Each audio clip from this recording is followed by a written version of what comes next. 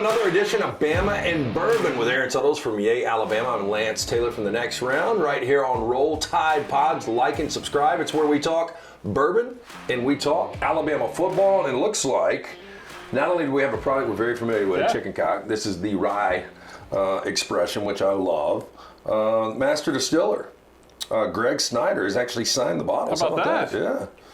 We're supposed to have him, if you're cool with this, I don't know when it's going to happen, but, you know, we've got a deal with Chicken Cock at least the last couple of months, and we're working on re-upping that right now. Yeah. And we're talking about getting Greg on the show with you and I just to talk about the product. Let's do it. Yeah. We need to get Nick Saban on here. Ooh. Talk about his product. Yeah. It's like a roller coaster. It Lance. is, man. I just saw there are 6 or 7 teams with shorter odds to win the national championship. I've never seen that this deep in an Alabama season. You know, they still got an opportunity. They went out. They're going to be completely fine. I just, based on the performance I saw last week, where it looked like they were going to run away up 21-6 at halftime, they jerked around. And, you know, it really, and everybody's talked about this, but the moment was the Jalen Key face mask. Yeah. And the momentum completely swung, and they let them get right back in the game, and they had every opportunity to maybe take that game to overtime and even pull off the upset. Yeah, if Alabama hadn't been able to run that clock out, which it's been a while since Alabama offense has been able to do that. The fact that this offense did it, despite the lack of consistency on the offensive line and the passing game, was sort of shocking. But they didn't allow Arkansas to get the ball back. But I'll point to another point in that game. You're up 21-6. You're running the ball down their throat. You're inside the red zone. It's 3rd and 2, I believe. 3rd and 2, 3rd and 3. And you call a pass play after you've run the ball, I think, 4 times to get down there, gone pretty much the length of the field. You go to the pass. Arkansas defends it. You have to kick the field goal. I think that was a key point, too, because you score there, you go up 28-6, that ball game's over. Yeah, and look, I thought Alabama at times ran the football They did. effectively, and then they kind of got away from it, which didn't make any sense. They talked about it on the broadcast. And we even saw, you know, we've gotten used the last couple of weeks to just seeing Jace and Roydell. But Jam Miller was in there. Yep. Justice was in there. Cheers, bud. Yeah, cheers, bud. How is it? Still smooth? Good. Like it. Got a little bite with that rye, which I like. Rye, a little spicy. Look, I think, you know, they're trying to get Justice worked in there more, and then Jam as well. But I think when it comes down to it, it's all about the things that you do when you don't have the ball. And that's why they continue to run Jace out there. And Roydell, and those guys have been serviceable. But I do think it's pretty evident when Jam gets the ball, he's got a different gear. Yeah. And I think you can say the same thing with Justice. You know, and this, if you would have told me, though, that Jalen was going to play this clean of football in the last 3 games, they only had 1 combined turnover in 3 games. And Nick Saban would take that. You know, I was talking to an Alabama fan earlier after the Texas game, and they're like, we're just going to know that he's going to turn the football over at least once a game. Yeah. And you haven't had that, and you've still got 2 sweater, 1-possession games, which I understand against A&M, but when you're a 20-point favorite at home against this Arkansas team that lost 4 consecutive games, you would think that they'd be able to pull away from that. Especially against an inconsistent quarterback like KJ Jefferson, and the fact that you mentioned that after that Jalen Key penalty, it was a different ballgame for that defensive unit. So, you know, they made them sweat it out, and I think this is what Alabama's going to be this year.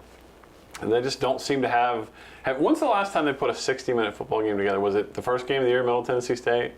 Yeah, maybe, but I had zoned out by then. Yeah, so I'm not even really sure. It's a long time since they've put a complete game together. Yeah, I'm trying to, even going back to last year, help me out. Now, I remember against Georgia, that was a full 60 in the SEC championship game. What, 2 years ago? That was 2 years ago. Yeah. I'm trying to think. I don't know. It's a good question because you got so used to, if they weren't playing a full 60, they were so dominant for the first 15 or 30, it didn't matter. It didn't matter. Yeah. It does this year because you just keep going back. Just think about every game, especially in the SEC they've played over the last 2 years. A&M last year goes down the wire. A&M this year goes down to the wire. It's just, that's where this program is right now. I mean, they're still ahead, and they're 6-1 on the season, and probably going to be favored in every game that's remaining, at least in the regular season, and can beat every team that's left on their schedule. But there's also the possibility that 3 of the last 5 in the regular season they could lose. Yeah. You know, I think LSU becomes scarier. I know they were playing an Auburn team that is a little deficient when it comes to offense, but I think LSU could build confidence off that. And LSU, with their offense, will be able to play with anybody. Yeah. So that's going to be Jaden's a good quarterback. Oh, he's stud. That's going to be a fascinating game coming up. It's Bama Bourbon with Aaron Suttles from Alabama. I'm Lance Taylor from the Next Round. It is brought to you by our friends at the Beverage Place, located next to the PGA Superstore on Highway 280, and also Pink Package, located across from the Target next to Arby's on Highway 280. One-stop shop, liquor, beer, seltzers, wines, sodas, mixers, cigars, ice, even fresh lemons and limes. They open early, they close late. Stop and see Chan, JJ, all the fine folks at the Beverage Place and Pink Package. So wide receiver wise, Jermaine Burton has a huge game against A&M. Comes back to life a little bit. One thing that doesn't stop is the chirping. Man, we've talked about that a lot around the offices the last couple of weeks. I think some guys in competitive situations need that to get them going, and they just play at a different level. I think Jermaine Burton is one of those guys. We saw it in basketball with Javon Quinterly. Guys that they take it to the edge and sometimes go over it, and you sort of wish they'd tone it back some. But then in the same respect, that's what they use. You know, we saw Michael Jordan in that documentary. They would use anything they could to motivate themselves. Some guys need that interaction, that trash talk to really bring out their best competitor, and it looks like that's Jermaine Burton. You just wonder, though, if one penalty in one of these tight games, whether it's Tennessee this weekend or LSU coming up in a couple of weeks in or Auburn to end the season, if one penalty like that could be the difference in the game. Absolutely. Yeah. I mean, to me, he's a good player. He almost made that catch on the pylon where he gets kind of turned around. Numbers would have been a lot different if he would have made that. This offensive line, though, there are people that I've seen on the Next Round in the chat room that are kind of dogging Tommy Rees's offense. I think he's still playing around the offensive line a little bit. I mean, the pass protection's awful, and I think Jalen contributes a little bit because he's processing a step slow. But they're all over him. I mean, 5 more sacks this past weekend. And I said this earlier, like Tua and Bryce were able to process quick releases, but if they were taking the hits, I don't think they would have made it already this far in the season. No, go back to the blindside hit that against A&M. I mean, Bryce doesn't get up from that. No. Look, it's pass protection is not where it needs to be. It's not where it should be. Left tackle is a problem. They continue to rotate 2 guys in there. It's a problem. And, you start getting down to the film's out on these guys, so you're going to see more of the same. You're going to see mismatched guys over there on that left side. I did not think this would be an issue for this team, but it is, and I do think that Jalen contributes to that a little bit because he holds on to the ball. I think I saw the average time for the throw the ball in the SEC. He's dead last in 3.4 seconds to get the ball out of his hands. It's not particularly close to anybody else, so I think that contributes to it. He still sees things half second too slow, second too slow. Guys have got to be wide open for him to throw it. But he's got to get some more help from his offensive line. Well, no Caleb Proctor, what's the situation there? I mean, I can't remember, and you helped me out over the last couple of years, and not to single the kid out, but it's just fact. I can't remember Bama fans being so vocal and critical of one offensive line. It's a tough spot for him. And he's young, man. He's a freshman. I was listening to an Alabama player. I won't divulge any private conversation by telling you who this player was, but I heard them talking in the post game that Caden, more than anybody else on this team, really needs an off-season of strength and conditioning. Now, I remember I told you guys at the Next Round, and when we started speculating about where he might fit in on this line, where would he play guard, would he play tackle, and he's stuck at tackle. But I said back then, he's got to get his conditioning under control. And, he reported to Alabama close to 400 pounds. And so I think he needs a good off-season, drop some more LBs. I think you just hope the one thing you can't control is how scarring this will be to him mentally. Yeah. Because some guys get ruined by that. So, but otherwise, I mean, he's a talent. He's just got to get a little bit more condition, drop some weight, work on his quickness, because that's where they're beating him. It's all speed rush. Yeah, and I mean, the kid, obviously, as he said, he's a talent. He wouldn't be out there if he wasn't. Right. I mean, he is one of their best 5 offensive linemen, and he wouldn't be getting in the time right now. So, yeah, you hope in the offseason, you hope he continues to progress. Yeah. And then you hope he's got the right support system around him to remind him, hey, look, you're still in a great spot. Yeah. You should be a 3-year starter, and if you develop and get better and better, you go on to the NFL. But, in worst case, they go find a left tackle in the portal, or they develop another one and they move him inside because he's a monster. Because you're not moving him; he'll move you. You said he got there at 400. What is he right now? You think? He was probably 390 when he reported. He's probably 350, 360. Yeah. That's a big boy. I mean, and some guys are just big. He's a massive guy. I mean, it's not like me being 400 at 6'3". He's every bit of 6'8". Yeah, he's one of those, he stands in the door frame and you don't see any light around him. Tell us about Yay Alabama real quick. Hey, if you want to get involved, I mean, this is getting more and more. You hear national coaches. You heard somebody ask Jimbo Fisher after another loss from A&M, hey, what about this collective? What if you're these guys and they've been providing all this? And he's like, well, don't forget about the players and all that. But if you want the right players on campus, you got to be able to spend a little bit. You guys have got this collective together, Yay Alabama. How can people get involved? Yay-alabama.com. Listen, we need people to subscribe, flat out. I know that for a long time people thought of donating was left to the ultra wealthy and the rich. We don't need $5,000 a year from people. You can get involved for $216 a year, and that may not seem much, but when you start talking about massive people doing that, together it becomes very, very powerful. And that's where Alabama wins, not just in football, not just in men's basketball, but across the board. So subscribe to Yay Alabama. We certainly need it.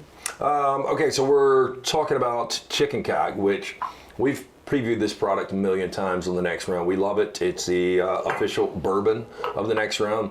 2 expressions, the original and the rye, are available at your local package and ABC stores, including the Beverage Place and Pink package. I wasn't a huge rye guy a couple of years ago. I've started more and more to like rye, and especially when I just drink it neat. Yeah, if I had my druthers, I sort of steer away from rye, but I'll drink it. It's spicy. It's a little spicy on the palate, but this one's not as spicy as I thought it would be. I usually don't like watching games on my phone, on the mobile device, but I was in a situation yesterday where I had to be on the road before the Rams game, so it was an early game, and I had a big play on the Seahawks against Bengals. Very disappointing loss there. But I was watching on the phone, and I ran into this couple, and we were talking, and one of the girls was like, we reached out to you guys because I wanted to give him a good Father's Day present, and I asked you about chicken cock, and I got him chicken cock, and now that's all he drinks is chicken cock. There you go. How about that? Yeah, so the power of marketing, but the power of a really good product. We appreciate everybody supporting chicken cock, but it really is a great product. And they've got other expressions too. They have got I think it's called the Midnight Peanut Butter and Banana, maybe the MPB. Forgot exactly how it's packaged, but their distiller, Greg Snyder, they put together, it's in honor of the late Elvis. Who loved peanut butter and banana sandwiches. But it's a bourbon that has the peanut butter and banana. That? And I've heard it's fantastic. So Have you had the peanut butter whiskey before? I've had the Screwball, yeah. Which is good. It's a little syrupy, so like I like to put it on a floater on like a bushwhacker or something like that. But I really want to try this other chicken cock. It's not available in the States yet. They're working on that, but they've got a lot of other expressions. ChickenCockWhiskey.com. You can check that out. But really, really good product here. Okay, so moving forward, well, one final note on Alabama and Arkansas. I did think they did a pretty good job of cleaning up penalties. You had the false start on a freaking victory formation. Which someone told me that, the reason they got that is they were trying to quiet Jermaine Burton down from talking. Oh. So they were, okay. On the broadcast it didn't show. I saw a complete meltdown from Saban, which you understand because I've really never seen. They had played a pretty clean game. 5 penalties and no turnovers. I think the Jalen you take that moving on forward, right? Absolutely, every game. Absolutely. The Jalen Key penalty, I think, was the second of the game, which is a huge one as it turns out. But they cleaned it up. They got a big one this weekend, though. Yeah, and Tennessee rolls in. I thought A&M would beat Tennessee. I did too. A&M is not as good as I thought they were. The offense is really struggling. Their offensive line is a mess too. Brutal. And I thought the difference would be, like if you would have told me after the game, one team ran for 232 and one ran for 54, it would have been like A&M ran all over them. And it was Tennessee that went 232, and they held A&M to 54. Tennessee's a physical team. Tennessee can run the football, and that's what's sort of the misnomer about Tennessee. You think of Tennessee, you think about them throwing the ball over the yard, and they use that, and they use pace to their advantage, but the way that they spread you out horizontally, they run the football, and they've run it on pretty much everyone. Well, they average like 230 on the ground. Yeah. They lead the SEC in rushing right now. I thought that would flip. I didn't think they really played a great defense. A&M's got a really good defense. That's the thing. They ran it on A&M, and they gashed them. And so A&M's got a really good front. Yeah, and that's what I would say. And Walter Nolan went out, but he didn't go out until the second half. That was a weird game. I don't know how much you got to see, but the short field return punt, Max Johnson threw multiple interceptions. Yeah. Just, I don't know, A&M 5 of 15 on third downs. Not a good A&M team. And Jimbo now, this thing's probably heading to 7-5. And I don't know what's doing. And they can't get rid of them. He's got $75 million left on that buyout. I'm telling you right now, based on the Mel Tucker railroad job, people are digging right now on Jimbo. I don't know if they'll find anything. I know nothing about Jimbo, but when you've got a contract like that and you've got that moral turpitude, what is it? Turpitude clause. They're going to do this. I mean, they're going to be looking for any coach you want to fire with cause. Which is dirty. Yeah, it is dirty. If you don't want that, then don't give them. The schools have the power. The schools are the one giving out these contracts. The schools get themselves in this situation. I don't fault Jimbo at all. He's not earning his money, but you're worth what you're paid. They're all scared to death of Jimmy Sexton. Yeah, that's where it starts. It's all Jimmy Sexton. Well, that is a problem. And he's just doing the job for his client. That's not any shade toward Jimmy. And the schools get on the backside of these contracts with these huge payouts. Don't give them. You're the ones giving the contract. And they got themselves in a situation now. This is a starving fan base. I feel for A&M fans because they put so much into this, and for whatever reason, it's not working. On the surface, it looked like you went out and got a national championship coach, which there aren't a ton that you can go get, and they got one. And I've always said this: look, he had a generational player in Jameis, but he's got maybe generational talent. At least he recruits that kind of talent from high school. Yeah. Now, the development you can question, but some of these guys.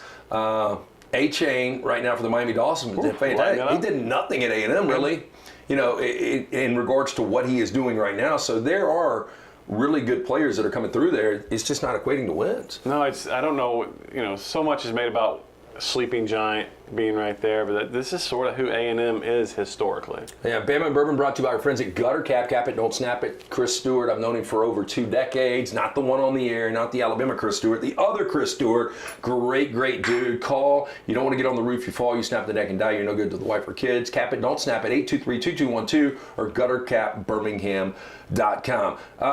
Alabama right now, 9.5-point favorite. Yeah, seems high. I think I'd lay it. I think it seems high to me. Because you're right, it's this, and I think Bama goes back up. Yeah. I don't know where they're going to be for LSU. That game, after watching LSU against Ole Miss, I was like, Bama's offense is going to get better. Yeah. It's going to be a track meet. Bama probably wins that game. I don't know. I mean, it's just tough to figure out with this Alabama. What we do know is the atmosphere in Bryant Denny Stadium's got to be better than it was Saturday. And I get it. Yeah, how was it on camera? It looked terrible. Horrible. Yeah. Look, and they got loud at the end when they needed to, but they got to have an effect on a game. And the student section doing all they can. Everybody else got to help them out. I mean, you got Tennessee rolling in. If you don't want to cheer, just remember how you felt last year when they kicked that field goal and beat you 52-40. Yeah, and I was going to say, if you don't lose that game, you go to a college football playoff, so you don't want to take it back. But now that you're in the moment, probably a good thing that they lost that game for this game based on the fact that Alabama and Tennessee hate each other so much. I think Alabama fans, 2:30 kick will be into this game trying to get that revenge. They better be full-throated because that's how you can help a team that sort of lives on the margin, which is where Alabama is right now. You never know from week to week. It's a big game. It's a rivalry game. This, as you know, this series, you went to school in Alabama, very streaky. You can't let Tennessee get on the streak. No, put on the throat. Joe Milton is not good. He's not a good quarterback. He's just not a good quarterback. I agree, and you're right. They can run the football. They're more physical on defense. And Josh Heupel said, hey, look, and I heard him in his press conference today saying, this is where Al Wilson and Eric Berry and Reggie White, we are going to have a dominant defense. I'm not doubting him either. He played on some dominant defenses when he was at Oklahoma en route to winning a national championship. To me, this seems kind of a down year for Tennessee. Like, I can see this Tennessee team be 9-3. They weren't as electric, but if he can put together a good quarterback and an offense with a defense, they're going to be a problem moving forward. So, you need to get them right now because Alabama is a better overall team than this Tennessee team. One of the reasons they're 9.5-point favorites. Yeah, I question, it's just one of those eternal debates. When you run an offense like they run, how dominant can your defense be? But they are improved on defense. As you mentioned, they're physical. When you start looking at this particular matchup, what can Alabama do just to maintain some level of consistency on offense? Because defense has played pretty well. Well, one thing that is consistent is Will Reichert. And, they ran it on I think, and you might be able to help me out here, I think it's 26 consecutive field goals he's made going back to Tennessee. To last year. And that was a big miss. Yeah. But boy, to have that guy in your pocket, because we saw some kicks this weekend. Yeah. Oregon had every opportunity to take that game. Yeah. And even Jake Moody in his first year out of Michigan for San Francisco misses a 41-yarder that would have won it for the 49ers. Yeah. So to have a kicker when you get inside of 50 that you feel really confident to roll out there, and he's going to hit 9 out of 10. And SEC's all-time leading scorer. He's got the NCAA record within within his range. So do you know what he needs for that? We talked about it today, but we didn't have it on the fly. We knew he had the SEC record. I think he's at, I want to say at some point on Saturday he was 49 after the first extra point, and then he made 2 more extra points. That takes it 47 and a field goal. So I think he's at 40. I think he needs 44 to tie or 44 to take the lead. I mean, that's very reachable. Yeah. Because how many more games? You got 5 regular season, and then whatever happens. Yeah. So you at least got 6 more games. Because they're bowl eligible. Yeah. So this is something to watch. I mean, that guy, and I just wonder where if this streak continues, he's got the leg strength. I mean, the kid mentally seems to just be in lockdown mode. Yeah. You wonder what kind of weapon he'll be in the NFL, and where he would go. Yeah. Is he a 3rd, 4th round type of guy? Possibly. I don't know. Ever since the Bucs traded up to get the Florida State cooker in the 2nd round, I'm against Roberto taking. Aguilar? Yeah, I can't say his last name, but he was automatic in college. He gets to the Bucs, and we have to cut him. Oh. I mean, we have to cut him. It was painful to watch that guy roll out there. I felt bad. Trust me. Yeah. I was like, please get a first down. Please. I don't want to see it again. Okay, Alabama again. Tell people how they can get involved before we get out of here on Bama and Bourbon. Yeah, you like losing to Tennessee? You like losing to LSU? No?